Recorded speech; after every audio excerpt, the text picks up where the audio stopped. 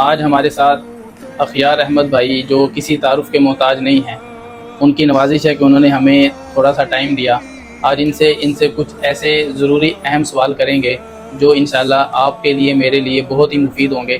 بغیر کسی ٹائم ضائع کیے سب سے پہلا میرا ان سے جو سوال ہے وہ یہ ہے کہ آپ نے نعت خوانی اور دین کی طرف راغب ہونے کا سفر کب اور کیسے شروع کیا؟ یہ بچپن سے شوق تھا یا بعد میں کوئی شوق پیدا ہوا؟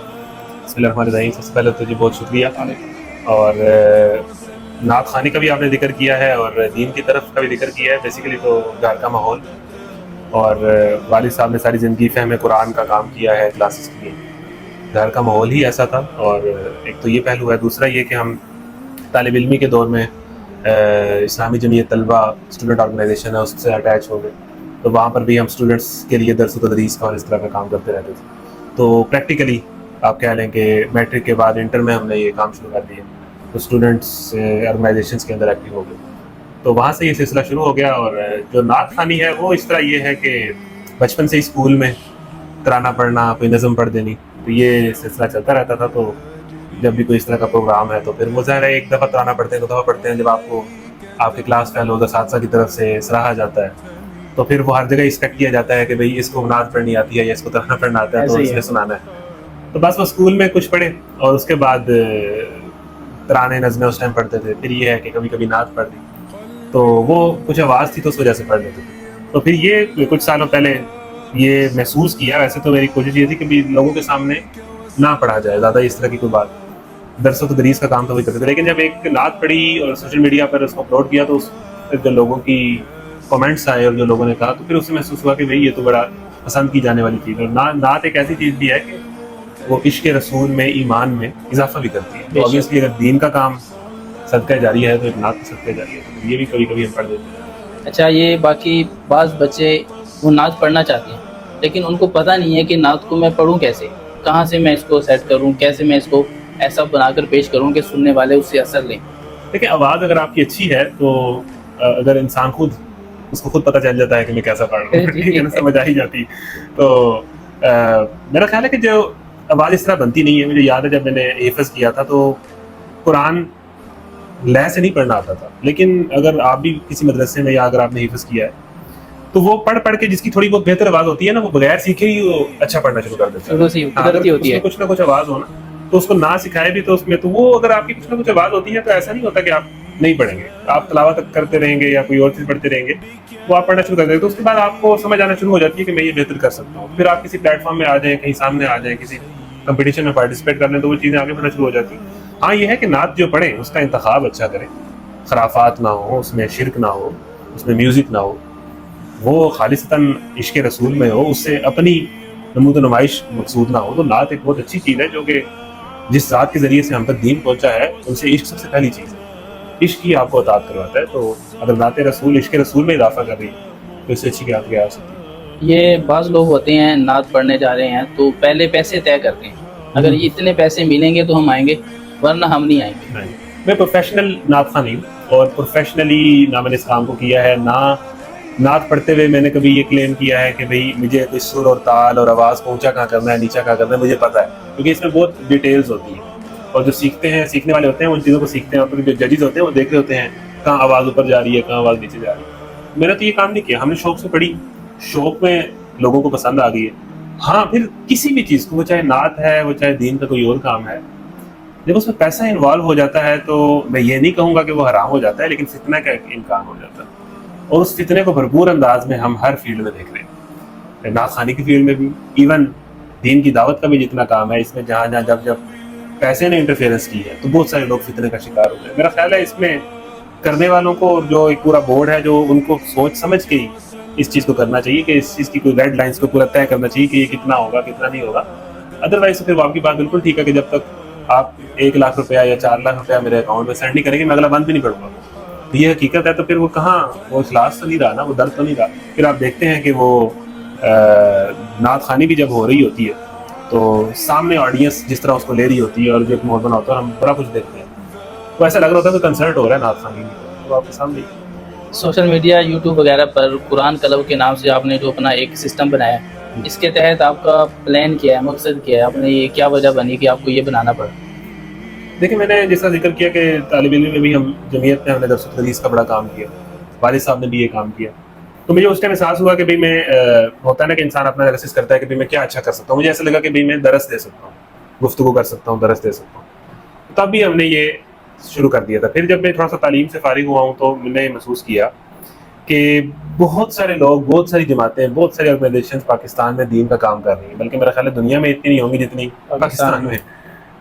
لیکن یہ ہے کہ خالصتاً قرآن اگر کوئی ترجمے یا تفسیر سے پڑھنا چاہے کوئی نوجوان، ایک تو مدرسہ ہے، یونیورسٹی میں کوئی طالب علم ہے اور وہ چاہے کہ میں قرآن پڑھنا چاہتا ہوں، اب ان کے پاس اس طرح کا تو ماحول نہیں ہے کہ بھئی وہ جا کے کسی استاد کی اس میں چلا جائے صحبت میں اور سال سال گزار دے. وہ تو زمانے گزر گئے، وہ کیسے قرآن پڑھے؟ تو میں نے بہت سارے لوگوں سے ہم نے جب بھی پوچھتے ہیں تو کہتے ہیں کہ آپ نے اگر قرآن پڑھنا ہو تو آپ کیا کرتے ہیں؟ وہ یہی کہتے ہیں کہ میں فلانے اسکالر کو یوٹیوب پہ سن لیتا ہوں، یا یہ کہتے ہیں میں نے اکثر سنا ڈاکٹر اسرار صاحب کو سن لیتا ہوں.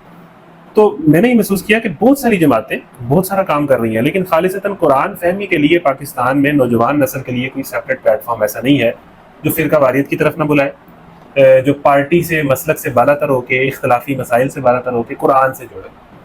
یہ مجھے کمی محسوس ہوئی، اور بالخصوص نوجوانوں میں، جن زی میں محسوس ہوئی. تو ہم نے کہا کہ ایسا پلیٹ فارم بناتے ہیں کہ ہم فزیکلی بھی، یعنی یونیورسٹیز کے طلباء و طالبات کو جو قرآن پڑھانے والے ہوں وہ بھی انہی جیسے ہوں، انہی میں سے ہوں.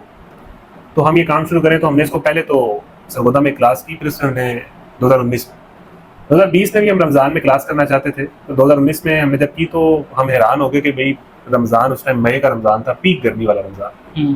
2-3 گھنٹے کے لیے یونیورسٹی سے طلباء و طالبات ظہر کے بعد اس تفسیر قرآن کلاس میں آئے. یعنی جن نوجوانوں کو ہم کہتے ہیں کہ یہ بیرا روی کا شکار ہے، اگر آپ ان کے لیے، ان کے لیول پر آ کے کوئی اچھا کام کریں تو یہی لوگ یہ بھی کرنا چاہتے ہیں، ایسا نہیں ہے کہ نہیں کرنا چاہتے. تو اس کے بعد 2020 میں کووڈ آ گیا تو ہم نے اس کو نہ چاہتے ہوئے آن لائن کیا کہ پتہ نہیں کیا ہوگا، اب کرنا تو ہے، لوگ چاہ رہے ہیں. تو اس online response double triple ہو گیا. پھر ہم نے اس کام کو آن لائن بھی شروع کر دیا، ویڈیوز کی صورت میں، اور فزیکلی بھی جہاں جہاں موقع ملتا ہے تو ہم کرتے ہیں. الحمدللہ وہ لوگوں کا رسپانس ایسا ہے کہ اب یہ ہے کہ ساری زندگی اللہ تعالیٰ ہم سے یہی کام کرے. آج کل نوجوان سوشل میڈیا پہ نا بہت وقت گزارتے ہیں، تو آپ اپنے پلیٹ فارم کے ذریعے ان نوجوان تک کیا پیغام پہنچانا چاہتے ہیں؟ لیکن جی سوشل میڈیا ڈینجرس ہے، بہت ڈینجرس ہے. اور ہم تو یہ بات کرتے ہیں کہ پچھلے دور کے اندر جو ہے گناہ ہی ہوتا تھا، نیکی ہوتی تھی. اب گناہ سوشل میڈیا کی وجہ سے جو شیئرنگ اور سٹیٹس اور سٹوری اپلوڈ ہوتی ہے اور جو لنک آگے پیچھے جاتے ہیں، یہ گناہ جاریہ ہے. اور سوشل میڈیا نے آپ کو، ہر بندے کو، یعنی ایوری سنگل پرسن جس کے ہاتھ میں موبائل ہے اور جو واٹس ایپ یوز کر رہا ہے، اور وہ ہر کوئی یوز کر رہا ہے، وہ اپنے نیکی کو نیکی صدقہ جاریہ بنا سکتا ہے، وہ اپنے گناہ کو گناہ جاریہ بنا سکتا ہے، چاہے وہ معمولی سا بھی ہو. سوشل میڈیا کے بعد تو چیزیں، کسی نے دین کا کام کرنا ہے بہت بڑے پیمانے پہ کر سکتا ہے، کسی نے گناہ کا کام کرنا ہے بہت بڑے پیمانے پہ کر سکتا ہے. ہر چیز ہر بندے کو مل گئی. آپ اپنا کام کر رہے ہیں، میں اپنا سوشل میڈیا پہ کام کر رہا ہوں، ہر بندے کا کوئی نہ کوئی اکاؤنٹ ہے.